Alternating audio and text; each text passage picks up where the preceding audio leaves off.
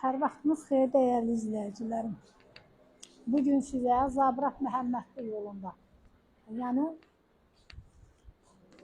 Zabratın kuruğunu keçib biraz qabağa geçsən oradadır. Limonlu 2 sot yarım torpağın içində yerləşən paket Qubçalı bu gözəl evi sizə təqdim edirəm.